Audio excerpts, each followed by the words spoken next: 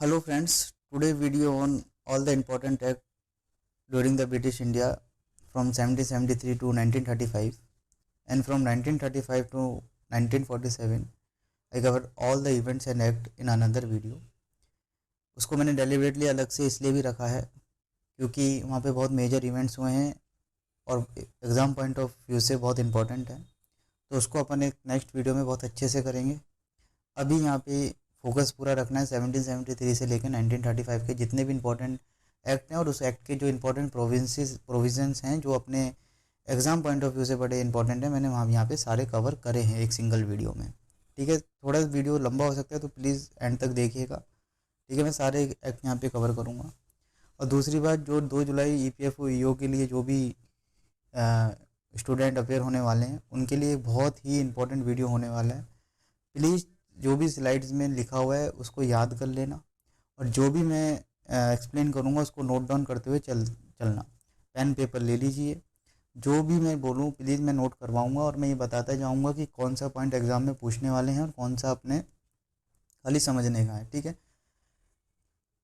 चलो now regulation act 1773। इससे पहले कि मैं थोड़ा एक बैकग्राउंड बता देता हूँ आपको। इन 1600 east India company was establish and in 1600 the Queen Elizabeth first issued the charter and gave the exclusive right to the company for trade in India. Initially the monopoly of the company to trade in India for 15 year और उसको फिर 1609 में extend कर दिया indefinite time period के लिए। 1609 में Captain Hawkins arrive at the court of Jahangir for establish the factory at Surat but they did not succeed. Simple सा रीज़न था, due to the opposition from the Portuguese.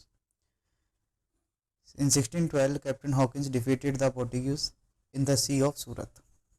Then after, Jahangir granted the permission to the English to establish factory at Surat under the Captain Thomas. इस point को note कर लेना कि जो सूरत में जो फैक्ट्री स्टैब्लिश हुई किसके अंडर हुई, कैप्टन थॉमस के अंडर। ठीक है, इनिशियली 1609 में Captain Hawkins arrive at the court of Jahangir, permission नहीं मिला। 1612 में कैप्टन हॉकिंस ने डिफीट करा पोर्टुगीज़ को। उसके बाद जहांगीर ने परमिशन दिया कि ठीक है आप इस्टेब्लिश कर सकते हैं फैक्ट्री सूरत में। ठीक है, तो फर्स्ट परमानेंट फैक्ट्री कहाँ पे इस्टेब्लिश हुई थी, ब्रिटिश ईस्ट इंडिया कंपनी की। इस पॉइंट को याद रखना है, वो बेसिकली कहाँ पे, सूरत में। ईस्ट इंडिया की बात कर रहा हूँ मैं। ठीक है, ईस्ट इंडिया कंपनी की। और जो first company in the south of India establish है मसूलीपट्टनम। सेकेंड पॉइंट नोट कर लेना। थर्ड पॉइंट नोट करना है, the company establish the first factory in the east India in Hariharpur and Balasore Odisha. News में भी है बालासुर, तो हो सकता है EPFO EO में पूछ ले कि first factory establish by the British East India company in the east India में कहाँ हुई, तो पूछ सकता है, तो प्लीज़ इसको नोट कर लेना। ठीक है, एक क्वेश्चन नोट कर लो, the British East India company obtain the permission to trade without tax in the Bengal province from which Mughal empire. Answer है फारूक सियार। उसका मैं एक्सप्लेनेशन दूंगा, अभी इसी को आप नोट कर लें। ठीक है, देन 1615 में ब्रिटिश ईस्ट इंडिया कंपनी को परमिशन मिलेगी, ठीक है आप ट्रेड कर लीजिए। कहाँ पे, सूरत में। उसके बाद 1717 में एक मुगल एम्पायर है फारूक सियार, ही इशू बेसिकली फरमान, जिसे रॉयल ऑर्डर भी कहते हैं और उसे बेसिकली दस्तक भी कहते हैं। उसमें सिंपल सा ये था कि आप बंगाल में ड्यूटी फ्री ट्रेड कर सकते हैं without giving any custom duties. और दूसरी बात, आप पासेज इशू कर सकते हैं। ठीक है, पासेज इशू करने के लिए कोई भी ट्रेड इंपोर्ट एक्सपोर्ट जो भी हो रहा है उसके लिए पासेज लगता है, उसको आप इशू कर सकते हैं। दो चीज़ का मेजरली आपको एक ही पॉइंट याद करना है कि आप बंगाल में फ्री ट्रेड कर सकते हैं without giving any custom duties, ये पॉइंट आपको याद रखना है। ठीक है, नाउ उसके बाद बैटल ऑफ प्लासी होता है 1757 में between the Sirajuddaula and Robert Clive. Sirajuddaula basically nawab of Bengal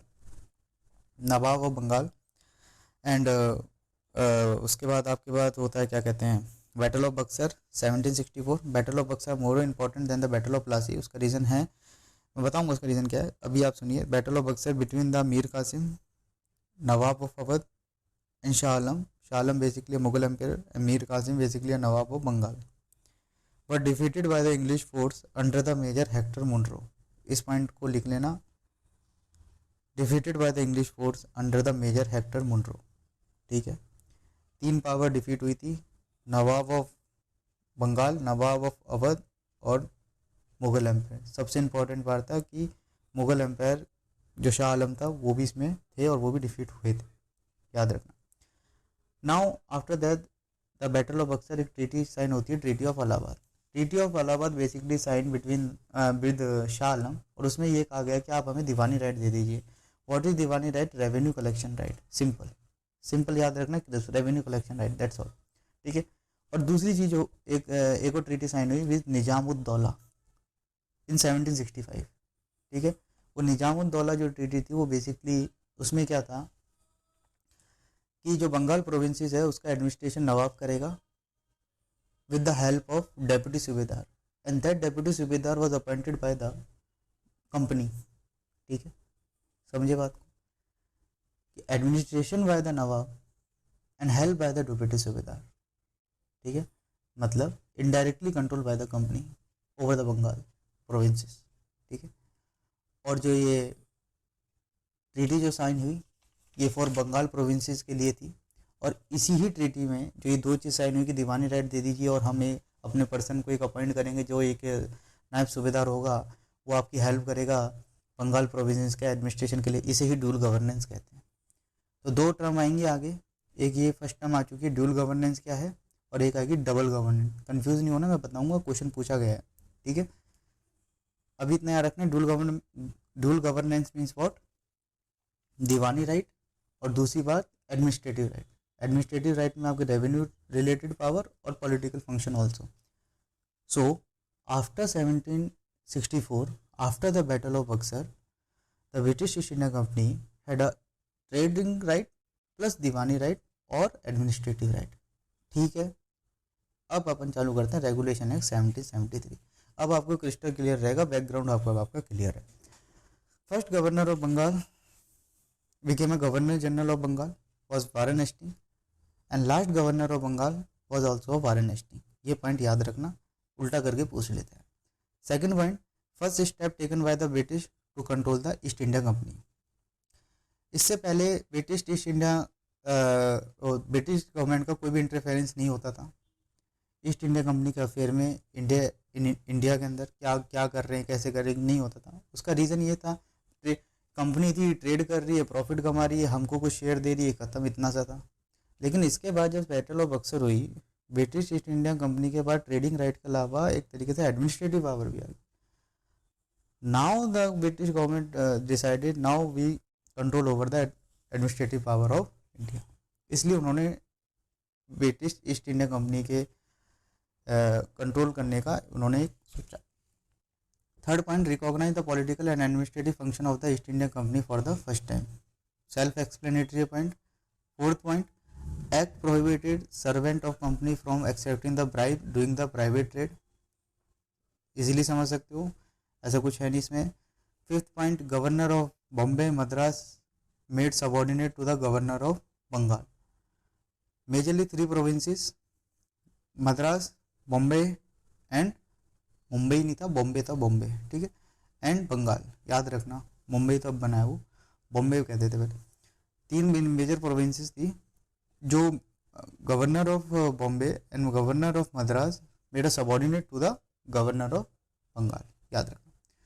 supreme court establish in Calcutta with 1 chief justice and 3 जजेस। तो ये क्वेश्चन पूछ सकता है कि सुप्रीम कोर्ट कब इस्टेब्लिश हुआ, तो कब इस्टेब्लिश हुआ, 1773 के एक्ट में।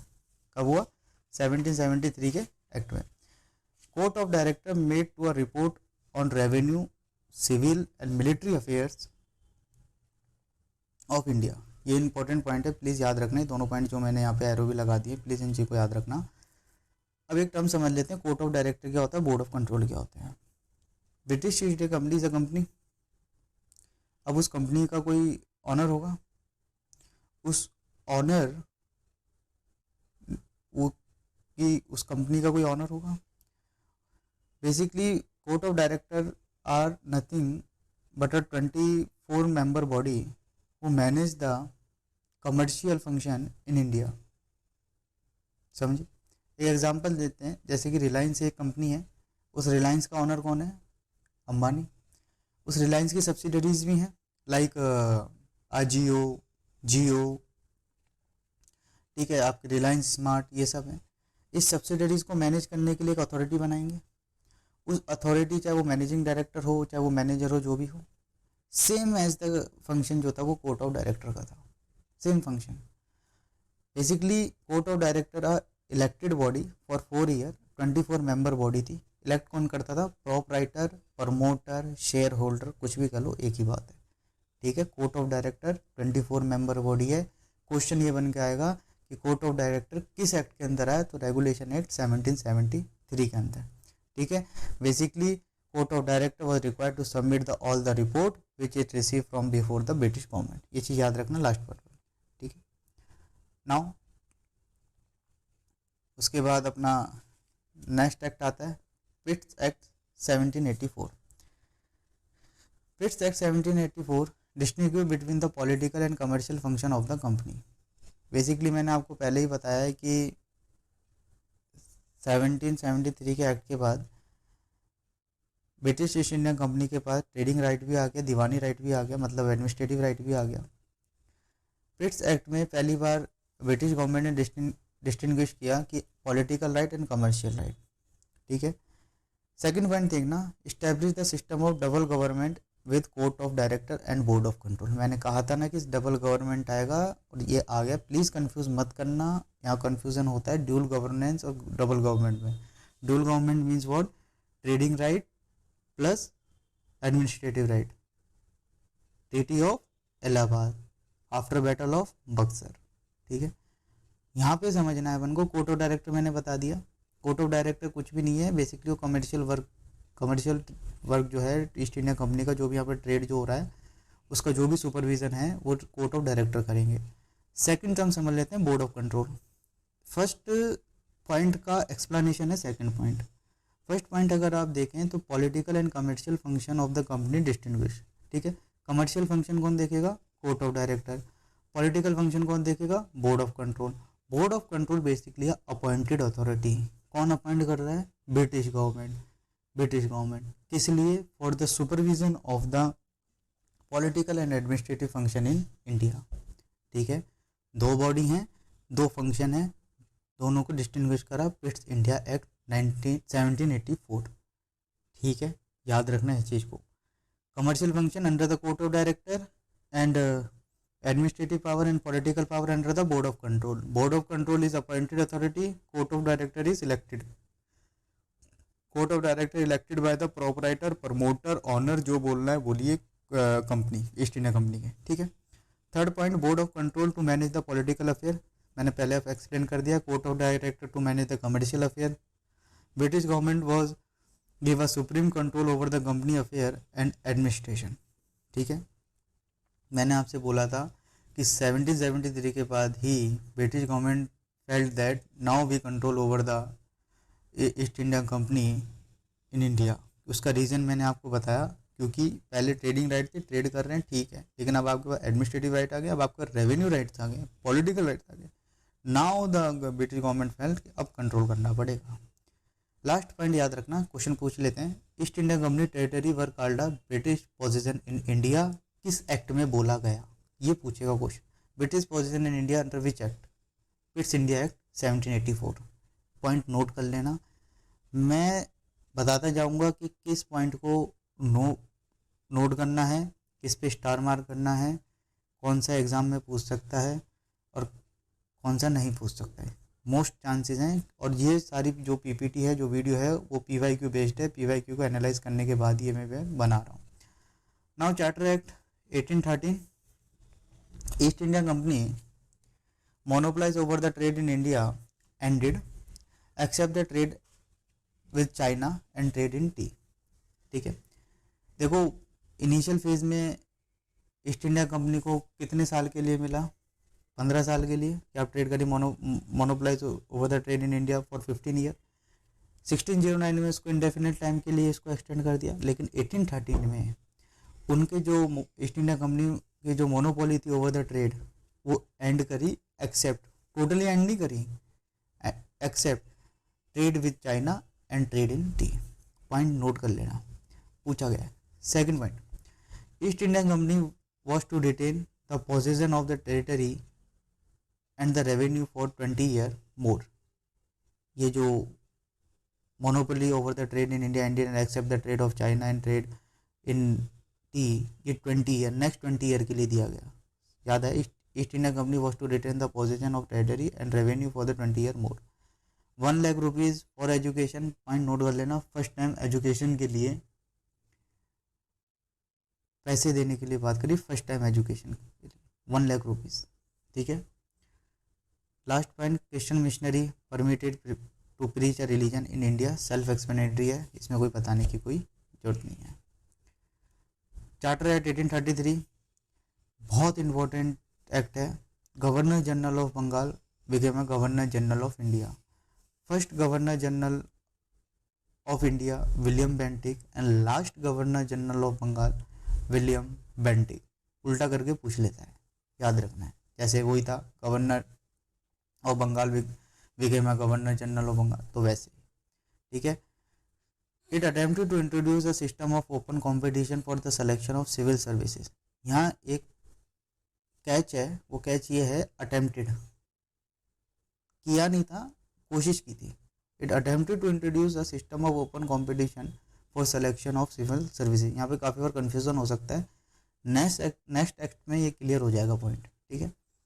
अभी ये याद रखना है कि एक अटेम्प्ट था कि हम ओपन कंपटीशन करें फॉर सिविल सर्विसेज के लिए।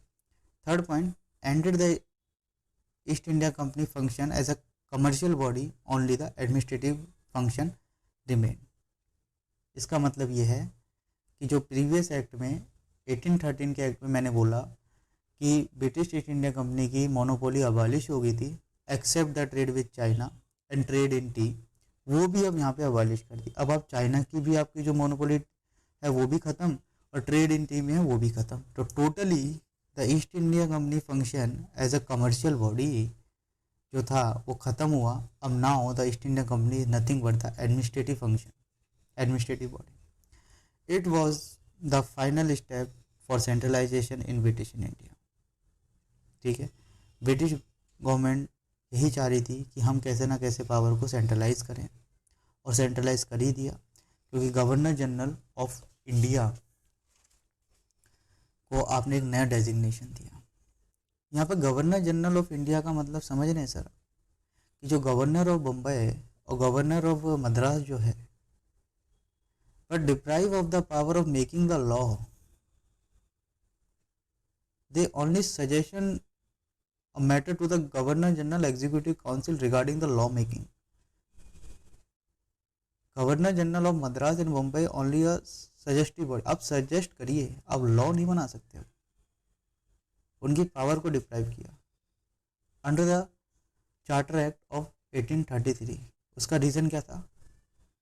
British government felt that we centralise the power, और सेंट्रलाइज 1833 में कर ली थी, क्योंकि सारी मोनोपोली जो थी ईस्ट इंडिया कंपनी की over the trade in India वो end. Now the British East India company is a administrative function, that's all. ठीक है। अगर सेंट्रलाइजेशन के ऊपर भी क्वेश्चन आ जाए कि final centralisation in British India कब से हुआ, तो वो 1833 में जो हुआ वो final step for the centralisation India, ये नोट कर लेना पॉइंट। ठीक, आ सकता है।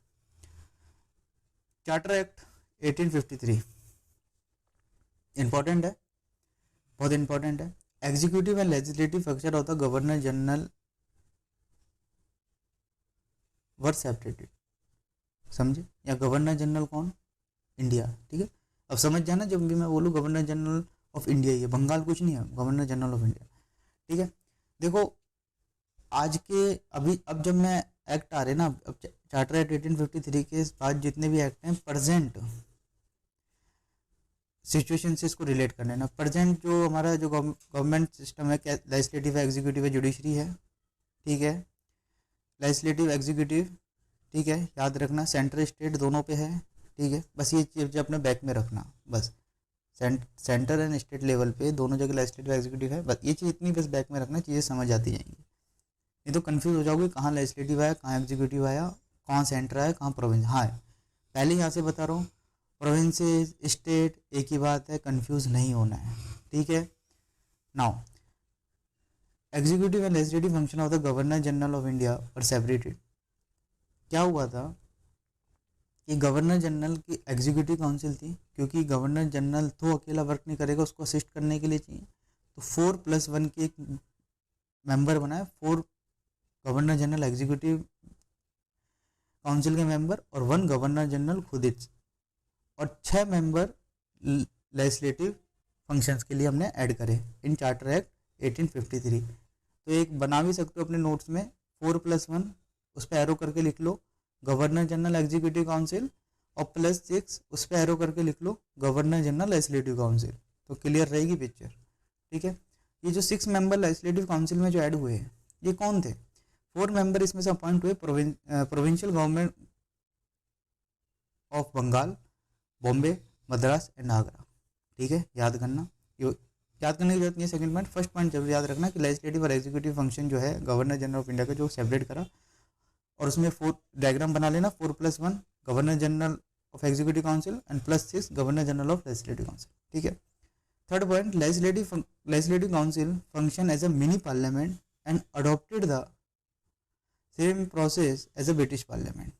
याद रखना, खाली एक मिनी पार्लियामेंट, बेसिकली ये सारी की सारी पावर जो थी ना वो गवर्नर जनरल की एग्जीक्यूटिव काउंसिल के पास ही थी।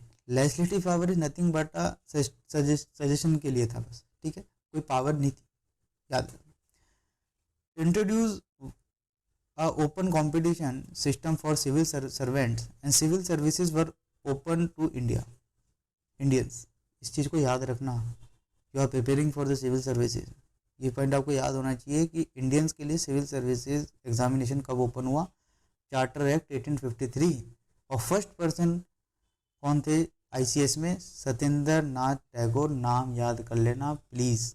And the first exam was held in London इन 1855, ठीक है। ये नोट डाल के लास्ट वाला पॉइंट प्लीज इस चीज को याद कर लेना। Government of India act 1858, governor general of India क्या हो गए? वाइसराय हो गए। ये चीज़ याद रखना, कभी भी बुक्स में या मैंने भी कहीं गवर्नर वाइसराय की जगह गवर्नर जनरल यूज़ करा है तो मतलब वो वाइसराय है, बस नाम चेंज हुआ है, फंक्शन वही है। तो last governor general of India Canning, first viceroy of India Lord Canning, याद रखना, ठीक है। Second point, ended the system of double government. What is double government? BOD COD, board of control, court of director, ठीक है। A new office secretary of state was created, it had a complete authority and control over the Indian administrative. जैसे board of control और court of director को क्या करा? Abolish करा और एक नई अथॉरिटी बनाया जिसे हम कहते हैं सेक्रेटरी ऑफ स्टेट, ठीक है। याद रखना इस पॉइंट को, secretary of state member of the British cabinet, self explanatory है ये वाला, सेल्फ एक्सप्लेनेटरी, इसमें कोई बताने की कोई बात है नहीं, नो, ठीक है। इस पॉइंट को प्लीज याद रखना। Secretary of state member of the British cabinet, ये हो गया है। अ 15 member advisory body named council of India, important point है ये, council of India was created and secretary of state was it's chairman. SOS का मतलब यहाँ पे सेक्रेटरी ऑफ स्टेट है, ठीक है। सेक्रेटरी ऑफ स्टेट आपने बनाया, उस सेक्रेटरी ऑफ स्टेट को असिस्ट करने के लिए भी चाहिए, और उस असिस्ट करने के लिए क्या हुआ? 15 मेंबर की बॉडी बनाई गई जिसे हम इंडियन काउंसिल भी कहते हैं। प्लीज़ इस नाम को याद रखना कि इंडियन काउंसिल का फिर कंफ्यूज हो जाता है, ये कुछ नहीं है, ये बेसिकली एडवाइजरी बॉडी है to the secretary of state. Secretary of state कौन है? मेंबर ऑफ ब्रिटिश कैबिनेट, ठीक है। Now last second point, abolish the east India company and transfer all the power to the British crown. बड़ा important point है sir, बेटा important point है, इसको याद कर लेना प्लीज़, इसको याद कर लेना, बड़ा इंपॉर्टेंट पॉइंट है ये वाला जो बता रहा हूँ। Abolish East India company and transfer all the power of the British crown, ठीक है। इस एक्ट को अपन good governance act, good government of India भी कहते हैं, ठीक है। ये एक्ट कब आया? रिवोल्ट 1857 के बाद, रिवोल्ट 1857 के बाद। अगर आप देखें गवर्नमेंट ऑफ इंडिया एक्ट जो अपना है 1858 after the revolt 1857, also called good government of India act. Totally east Indian company की जो पावर थी खत्म, अब डायरेक्टली पावर कौन किसके पास है, British crown. Okay, now Indian council act 1861, आपको पता है कि 1833 में सेंट्रलाइजेशन हुआ पावर का, पहले ही बता चुका हूं। Now in 1861 east India company totally abolish all the power directly assumed from British Crown, British government. From 1861, decentralization of the power start, and legislative power of the Bengal and Madras were restored. जो बंगाल और मद्रास, जो governor of Bengal और governor of Madras जो थे, उनकी power को जो deprive करा, now it would be restored in Indian council act 1816। ठीक है, viceroy allowed to nominate a India into his expanded council as a non official member. देखिए यहाँ पे इसका मतलब क्या होता है नॉन ऑफिशियल मेंबर का, इसको समझ लेना। ठीक है, नॉन ऑफिशियल मेंबर और ऑफिशियल मेंबर कौन होते हैं, ये बार बार आएंगे आगे के एक्ट्स में। Official member are nothing but the Britishers and non official member are Indians. कितना सा याद है, सिंपल याद रखो, कॉम्प्लेक्सिटी में मत जाओ। ठीक है, viceroy allowed to nominate Indian into his expanded council. ठीक है, कौन सी council, legislative council, executive council नहीं, लेजिस्लेटिव काउंसिल। और first Indian nominated, important point है याद रखना, first Indian nominated raja of Banaras, maharaja Dinkar Patiala और sir Dinkar Rao. Important point है, तीनों याद रखना please. Maharaja of Patiala raja of Banaras और सर दिनकर राव, तीनों इंपॉर्टेंट पॉइंट है। वाइसराय की लेजिस्लेटिव काउंसिल में इनको नॉमिनेट करा, इलेक्ट नहीं करा, नॉमिनेट वर्ड यूज किया है मैंने, प्लीज याद रखना यार, nominated. Next point, new legislative council were open in Bengal, North West Frontier provinces NWFP and Punjab. Okay, Viceroy allowed to make a rule and order for the convenient transition of the business in council. Self explanatory है, समझ रहे हो। Recognize the portfolio system, बड़ा important point है, note करना please, question आज के UPSC CSE में और आपके EPFO EO AO के एग्जामिनेशन में। पोर्टफोलियो सिस्टम कब रिकॉग्नाइज हुआ, ये चीज़ आपको याद रखनी है। ये बेसिकली आपके 1861 के एक्ट में, प्लीज इस चीज़ को याद रखना। ठीक है, now portfolio system recognise where a person in his department could give a final order on behalf of the entire council. Now last point is very important.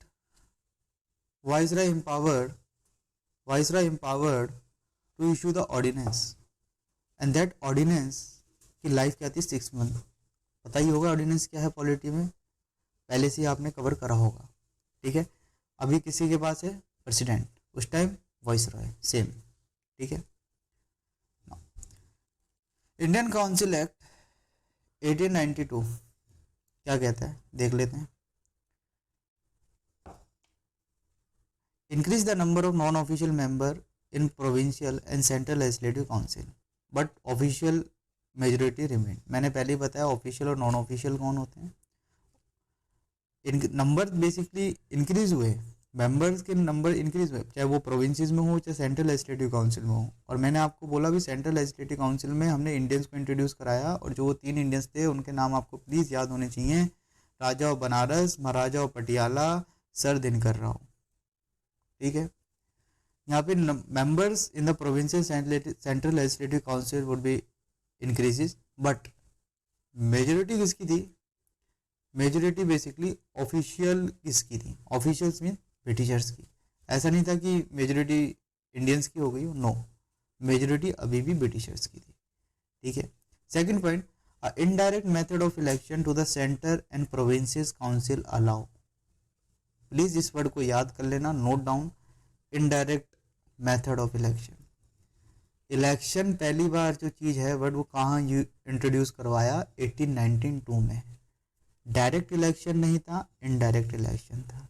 Direct election next act आने वाला है तब introduce करवाएंगे। अभी इतना याद रखें कि फर्स्ट टाइम जो इलेक्शन की बात करी वो कब करी, 1892, indirect method of election at centre and provincial council allow. Fine.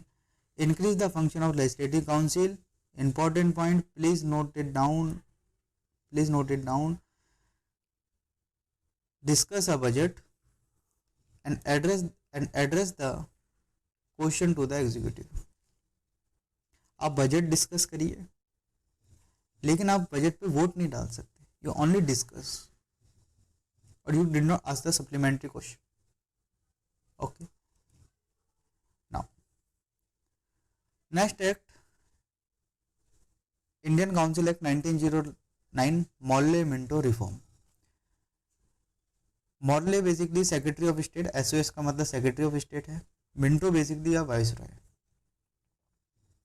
आपको मैं एक बात बता दूं कि secretary of state is actually more powerful than the viceroy. Secretary of state is a cabinet member of British government. Minto viceroy was the first time direct election were entry. ये basically बहुत important point है, please याद रखना, please. Direct election were introduce for the legislative council. Okay.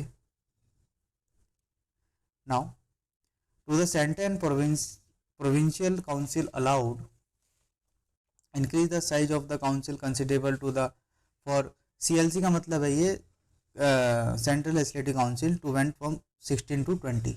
ठीक है ना, number फिर वही इंक्रीज हुए। देखो नंबर काउंसिल में, चाहे वो लेजिस्लेटिव काउंसिल हो चाहे एग्जीक्यूटिव काउंसिल हो, नंबर इंक्रीज हुए।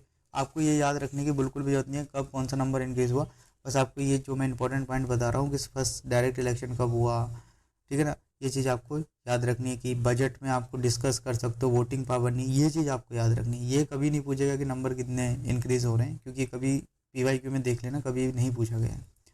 Next point, Indian allow the first time to viceroy और गवर्नर एग्जीक्यूटिव काउंसिल। अब एक चीज़ मैं आपसे पूछता हूँ कि फर्स्ट टाइम इंडियंस को सेंट्रल लेजिस्लेटिव काउंसिल में कब इंट्रोड्यूस करा, 1861, जो मैंने आपको यहाँ बताया है, प्लीज़ याद रखना। राजा ऑफ बनारस, महाराजा पटियाला, सर दिनकर राव, ये लेजिस्लेटिव काउंसिल की बात कर रहा हूँ। नाउ ये देखिए आप, मैंने आपको लिख भी दिया यहाँ पे, Indian allow first time to the viceroy, और वाइसरॉय बोलो गवर्नर, मैंने पहले बोला यहाँ पे कंफ्यूज नहीं हो रहा, एक ही बात होती है, वाइसरॉय गवर्नर जनरल एक ही बात है, गवर्नर एग्जीक्यूटिव काउंसिल। और first Indian to the viceroy executive council was Satyendra Prasad. Please याद रखना इनका नाम, क्वेश्चन आया हुआ है, for central legislative council of, ठीक है, प्लीज इनका नाम याद रखना, सत्येंद्र प्रसाद सिन्हा पूरा नाम है इनका, ठीक है, सत्येंद्र प्रसाद सिन्हा, ठीक है। फर्स्ट ICS सत्येंद्रनाथ टैगोर, वो भी याद रखना है। Enlarge the function of the council at both level, supplementary question and resolution of the budget. मतलब इससे पहले का जो एक्ट था 1892 वाला एक्ट जो मैंने आपको यहाँ पे बताया है, इसमें मैंने आपसे क्या बोला, बजट को आप डिस्कस कर सकते हैं। इस पॉइंट में मैंने आपको लिख दिया कि आप बजट को डिस्कस भी कर सकते हैं, आप सप्लीमेंट्री क्वेश्चन भी पूछ सकते हैं, और resolution of the budget. Okay, now important point पूछ सकता है आपके EPFO EO के एग्जाम में, याद रखना कि which act called the father of communal electorate. कौन सा एक्ट है, 1909 का एक्ट। क्यों कहते हैं, क्योंकि सेपरेट इलेक्टोरेट फॉर मुस्लिम यहीं पर इंट्रोड्यूस हुआ था। Okay, separate electorate for Muslims. कौन सा एक्ट है, ये आपके EPFO AO के पूछ सकते हैं कि फादर ऑफ कम्युनल इलेक्टोरेट किस एक्ट को कहते हैं, Indian council act 1909। Okay, government of India act 1919, last second act है। Please be continue with me, बहुत आपके पूरा एग्जाम ओरिएंटेड ही चल रहा है सारी चीज़। थोड़ा सा लंबा वीडियो हो सकता है क्योंकि मैंने सारे एक्ट यहाँ पे 1935 कवर कर रहा हूँ, और जितने भी प्रोविज़न है पर्टिकुलर एक्ट को लेकर, मैं सारे कवर करके चल रहा हूँ। आप बस पीपीटीज को पढ़ जाइएगा, स्क्रीनशॉट ले लीजिए, प्लीज़ मैं तो कहूँगा नोट डाउन करिए, पेन पेपर लीजिए, ताकि आपकी लॉन्ग टर्म मेमोरी में वो चीज़ जाए। ठीक है। लास्ट सेकंड है government of India act 1990, Montagu Chelmsford reform. फिर वही मॉन्टेग्यू सेक्रेटरी ऑफ स्टेट है, चैमफॉर्म बेसिकली वाइसरॉय है। मैंने पहले बोला है secretary of state is more powerful than the viceroy, यही रियलिटी थी और है भी, इसलिए इनका नाम पहले भी आता है, देख भी सकते हैं हम। British had declare 2 years ago that introduce the responsible government was its objective। Basically 1947, मैंने पहले बोला कि 1947 तक की यही लड़ाई थी कि हमको रिस्पॉन्सिबल गवर्नमेंट दो, आंसरेबल गवर्नमेंट दो, जवाबदेही गवर्नमेंट दो। और वो ब्रिटिश नहीं चाहता था कि ब्रिटिश कोई भी रूल रेगुलेशन कोई भी एक्ट लाएगा तो उसको जवाब देना पड़ेगा। ठीक है, इसलिए उन्होंने यही था मेन पर्पस, यही मेन रीज़न हो रहा था कॉन्फ्लिक्ट का। तो ब्रिटिश हैड डिक्लेयर, हम डोमिनेटर दे देंगे, हम आपको कुछ पावर दे देंगे, हम आपको बजट में डिस्कस की पावर दे देंगे, वोटिंग की दे देंगे, हम आपको लिमिटेड फ्रेंचाइज दे देंगे, सब दे देंगे, लेकिन हम रिस्पॉन्सिबल गवर्नमेंट नहीं देंगे, जो कि आज है। आज रिस्पॉन्सिबल गवर्नमेंट है, बिल्कुल है। Executive is responsible to the legislature, polity में आपने पढ़ा होगा। Now third point, centre and provincial list produce for the first time. Okay, 3 member, मैं एक्सप्लेन कर रहा हूँ, 1 मिनट रुको। 3 member out of 6 of the Viceroy Executive Council to be Indians. First member was introduced in Viceroy Executive Council was कौन थे? सत्येंद्र, मैंने बताया आपको, प्रसाद सिन्हा। लेकिन 1919 के एक्ट में out of the 6 viceroy executive council 3 were Indians. ठीक है।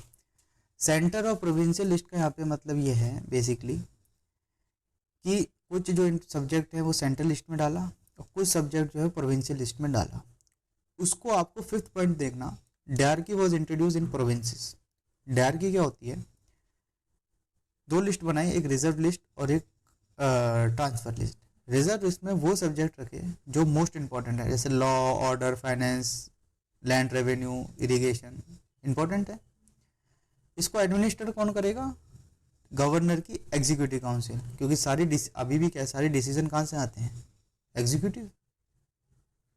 वैसे कैबिनेट प्रेजेंट सिचुएशन है ना, यही है। वैसे गवर्नर एग्जीक्यूटिव काउंसिल में क्या था? ये एडमिनिस्ट्रेट करेंगे किसको? रिजर्व लिस्ट को। लेकिन ट्रांसफर लिस्ट को कौन करेंगे? प्रोविंशियल लेजिस्लेचर करेंगे। ठीक है, रिजर्व लिस्ट को एग्जीक्यूटिव काउंसिल, ट्रांसफर लिस्ट को लेजिस्लेटिव काउंसिल। बस इतना याद रखना, simple and crisp. Transfer list में जो आते थे हेल्थ आ गया, एजुकेशन आ गया, लेस इंपॉर्टेंट सब्जेक्ट। हालांकि ये मोर इंपॉर्टेंट हैं, लेकिन from British point of view से उनके लिए हेल्थ एजुकेशन का कोई मतलब मायने नहीं था। उनके लिए मेन था लॉ, ऑर्डर, फाइनेंस, रेवेन्यू, उनके लिए ये चीज़ें इंपॉर्टेंट थी। ठीक है, वो अपने बेनिफिट के लिए वो अपने बेनिफिट के लिए सोचते थे, ना कि इंडियंस के लिए। उनके लिए क्या इंपॉर्टेंट है, अब उस पॉइंट ऑफ व्यू से मैं आपको यहाँ पे पढ़ना ही पड़ेगा। Bicameralism and direct election introduce. ठीक है, bicameralism and direct election introduce at centre, ये लिख लेना प्लीज, नॉट प्रोविंसेस। बाईकैमरलिज्म कहाँ इंट्रोड्यूस हुआ? सेंटर पे। ठीक है, और डायरकी कहाँ इंट्रोड्यूस हुआ? प्रोविंसेस पे, मीन स्टेट पे।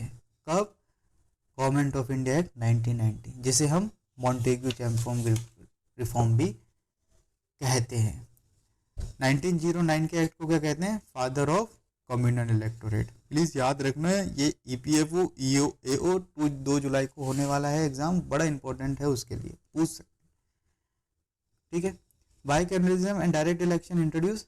Last second point, Indian legislative council became the council of state. Rajya Sabha, legislative assembly, Lok Sabha, majority in the both the houses chooses by the direct election. बस मैंने इसको रिलेट करा है प्रेजेंट सिचुएशन से। Bicameralism eight the centre, जिसे आप central legislative council भी मैं यहाँ पे कह सकता हूँ, जिसमें काउंसिल ऑफ स्टेट, आज की जो राज्यसभा आप कहते हो वहाँ पे काउंसिल ऑफ स्टेट कहते थे।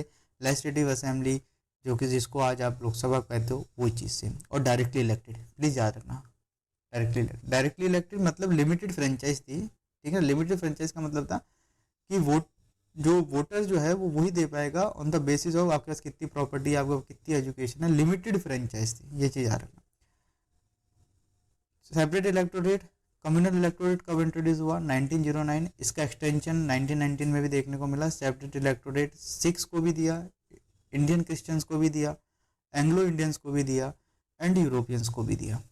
ठीक है, नाउ इंक्रीज द फ्रेंचाइज, ये जो मैंने अभी पहले बताया, increase the franchise given on the basis of property tax and education.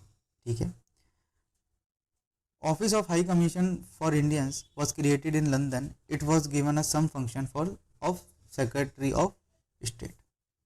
ठीक है, एक नया ऑफिस बनाया, हाई कमीशन ऑफ इंडिया, कुछ पावर सेक्रेटरी ऑफ स्टेट से लेके किसको दे दी गई? High commission of India. कहाँ पे क्रिएट हुआ ये? कहाँ पे बैठेगा? लंदन में। ठीक है, central public service commission was open in 1969 for recruitment of civil services. Important है, इंपॉर्टेंट है, इंपॉर्टेंट है।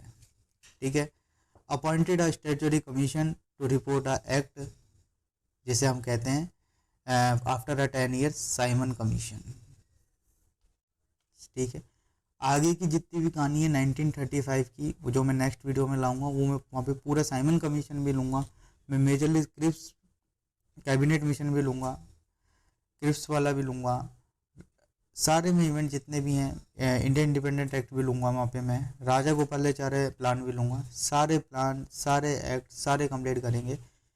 ठीक है, अभी इतना समझें कि साइमन कमीशन का जो बैकग्राउंड है वो यहीं से रिलेट करता है गवर्नमेंट ऑफ इंडिया 1919 से। क्यों साइमन कमीशन क्यों अपॉइंट करा? कि आप इस चीज़ को रिव्यू करिए कि जो गवर्नमेंट ऑफ इंडिया एक्ट में जो भी हमने इनको गवर्नमेंट ऑफ इंडिया एक्ट में 1990 में जो भी प्रोविंसेस हैं, क्या वो सही राइटली इम्प्लीमेंट हुए भी हैं कि नहीं हुए। बेसिकली 1919 एक्ट को रिव्यू करने के लिए एक साइमन कमीशन को सेटअप किया गया। साइमन एक पर्सन का नाम बेसिकली। ठीक है, now last and final act, government of India act 1935। इसमें अपन देखते हैं कि नया एक वर्ड लिया है फेडरेशन। ठीक है, फेडरेशन। ठीक है, जो कि कभी पॉसिबल नहीं था, उसका रीज़न मैं बताऊंगा। All India federation was provision for but not created since criteria not meet. Reason क्या था? Princely state did not join it. इन्होंने बोला कि हम एक फेडरेशन क्रिएट करेंगे जिसमें जितने भी प्रोविंशियल गवर्नमेंट है सब आएंगे। ठीक है, और उसमें प्रिंसली स्टेट भी ज्वाइन करेंगे और सारे प्रिंसली स्टेट ज्वाइन करेंगे। सर एक एग्जांपल देता हूँ, अगर कोई पर्सन ए पीएम की सीट पे बैठा है, मैं उससे बोलूँ भैया आप सीएम बनो, बनेगा? नहीं बनेगा। वही बात इन्होंने करी कि प्रिंसली स्टेट जिसके पास एक पर्टिकुलर प्रोविंसेस में उसकी खुद की पावर है, उसको छोड़ के वो फेडरेशन ज्वाइन करे। ठीक है ना, वो कभी भी एग्री नहीं करेगा इस पॉइंट से, तो वो फेडरेशन ना कभी बना ना बना पाया। Second point, federal concurrent and provincial is created, जो आज भी है, जानते हैं। Residuary power to the viceroy, present condition president, जानती हैं। सेल्फ एक्सप्लेनेटरी ये पॉइंट तो ठीक है, इंपॉर्टेंट पॉइंट है वैसे। Evolution of the dyarchy at provincial level and replace with the provincial autonomy, important point है, प्लीज़ इस पॉइंट को याद रखना। ये जो पॉइंट है, थर्ड पॉइंट जो है ये वाला, बहुत इंपॉर्टेंट पॉइंट है। प्रोविंशियल लेवल पे डायरकी आई कब आई? 1919 में आई। 1919 में बाई कैमरलिज्म एट सेंटर आया। उस जो प्रोविंशियल लेवल पे जो डायरकी थी उसको अबॉलिश करा 1935 में। और प्रोविंसेस को क्या बोला कि now you have full autonomy. Provinces को क्या दे दिया? फुल ऑटोनॉमी दे दी। फुल ऑटोनॉमी का मतलब यह है now directly assume the power from the British crown. ठीक है, अब ईस्ट इंडिया कंपनी वगैरह का कोई वो नहीं, मतलब ईस्ट इंडिया कंपनी तो पहले अबॉलिश होगी। ठीक है, नाउ फुल्ली प्रोविंसेस को क्या कर दिया? ऑटोनॉमी दे दी, डायरकी भी खत्म कर दिया totally. Okay, fourth point, dyarchy introduce at the centre, federal subject divided into the reserve and transfer subject. Reserve subject कौन से होते हैं, ट्रांसफर सब्जेक्ट कैसे होते हैं, पहले ही बता चुका हूँ। डायरकी को सेंटर पे लाए, ये dyarchy introduce at the centre. ठीक है, बेसिकली ये रिकमेंडेशन दी थी साइमन कमीशन में। ठीक है, वो मैं बताऊंगा नेक्स्ट वीडियो में, जब मैं लाऊंगा साइमन कमीशन की क्या क्या रिकमेंडेशंस थी, वहाँ पूरा उसको कंप्लीट करेंगे।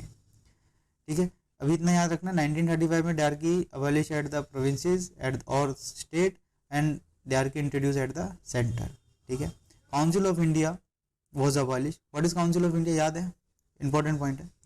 Council of India, important point है, PYQ पूछा गया है UPSC CAC और UPFO EOAO में। काउंसिल ऑफ इंडिया जो सेक्रेटरी ऑफ स्टेट के साथ जो 15 मेंबर की बॉडी जो बनाई, ठीक है, सेक्रेटरी ऑफ स्टेट में जो 15 मेंबर्स की जो कमेटी बनाई जो कि सेक्रेटरी ऑफ स्टेट को असिस्ट करने के लिए, उसको भी अब यहाँ पे क्या कर दिया, अबॉलिश कर दिया। क्लियर रखना। Bicameralism introduce in 6 out of 11 provinces, federal court open under it in 1937। इतना याद, बेसिकली 11 प्रोविंसेस थी। नेक्स्ट वीडियो में मैं ये भी बताऊंगा 1937 में जो इलेक्शन हुए थे किस किस प्रोविंसेस में कांग्रेस आई नहीं आई, किस में मुस्लिम लीग आई, ठीक है ना, किस में कोalition की गवर्नमेंट, तो वहाँ क्लियर होगा आपको सारी प्रोविंसेस कौन कौन सी प्रोविंसेस 11 थी। अभी इतना याद रखें, बाइकैमरलिज्म इंट्रोड्यूस हुआ प्रोविंसेस लेवल, प्रोविंसेस में, लेकिन सारी प्रोविंसेस में नहीं है, ये इंपॉर्टेंट पॉइंट है, नॉट एट ऑल प्रोविंसेस, ये आपको याद रखना। यहाँ क्वेश्चन फंसता है यूपीएससी में, EPFO में नहीं फंसाएगा, यूपीएससी में फंसाएगा। ओनली 6 प्रोविंसेस में और federal court open under the act 1935। Extended separate electorate by given it to a depressed class, ये बहुत इंपॉर्टेंट पॉइंट है, प्लीज़ याद रखना कि now further the separate electorate was extended to the depressed class, ठीक है। Now increase the franchise given the to the 10% of the population, मैंने कहा था पहले लिमिटेड फ्रेंचाइज थी, उसको इंक्रीज करा, फुल्ली फ्रेंचाइज नहीं दी। Now under this act RBI was establish, याद रख लेना 1935 इंपॉर्टेंट है, जनरल पॉइंट है, EPFO EOA में पूछ सकता है। Last point is federal and provincial and joint public service commission was made, important point, okay. RBI was established under this act, federal and provincial and joint public service commission was also established under this act, ठीक है। 1935 ठीक है, सारे act cover हो चुके हैं। 1935 to 1947 जितने भी एक्ट हैं नेक्स्ट वीडियो में अपन कवर करेंगे, उसमें जितने भी इंपॉर्टेंट इवेंट हैं वो भी अपन कवर करेंगे अच्छे से, ठीक है। तो प्लीज़ जितनी भी स्लाइड्स हैं स्क्रीनशॉट ले लेना या फिर नोट कर लेना, मैं कहूँगा नोट कर लेना ताकि आपके लॉन्ग टर्म मेमोरी में जाए। स्क्रीनशॉट फिर वही है, फिर वो डेड हो जाती है स्क्रीनशॉट, वो PDF और स्क्रीनशॉट वो रखे ही रहते हैं, नहीं देखोगे कभी भी। प्लीज़ नोट डाउन करते चलना, और जितना भी मैंने जितने पॉइंट लिखे हैं प्लीज़ उनको याद कर लेना, बहुत इंपॉर्टेंट हैं, पूरे एग्ज़ाम पॉइंट ऑफ व्यू से हैं। 2 जुलाई को जो पेपर EPFO EO में होने वाला है, मैं गारंटेड कहता हूँ अगर 10 से 15 क्वेश्चन अगर आपके मॉडर्न हिस्ट्री से आएंगे, आप एक सिंगल वीडियो, खाली इसी वीडियो से कम 6 to 7 क्वेश्चन सॉल्व कर पाएंगे। और जो नेक्स्ट वीडियो में लाऊंगा जिसमें 1935 से 1947 अपन कवर करेंगे, उसमें से आप 4-5, तो कहीं आपके अगर आपने 2 वीडियो कर ली आज की और नेक्स्ट वीडियो जो आने वाली है, आपके 8 से 10 क्वेश्चन कहीं नहीं गए। प्लीज़ इसको नोट डाउन कर लीजिएगा, और जो भी चीज़ मैंने एक्सप्लेन करी है उसको भी नोट डाउन कर लीजिए। जहाँ मैंने बोला है कि क्वेश्चन पूछ सकते हैं, प्लीज़ उन चीज़ों का ध्यान रखना, और जाने से पहले एक बार रिवाइज करके ज़रूर जाना। And thank you, have a nice day.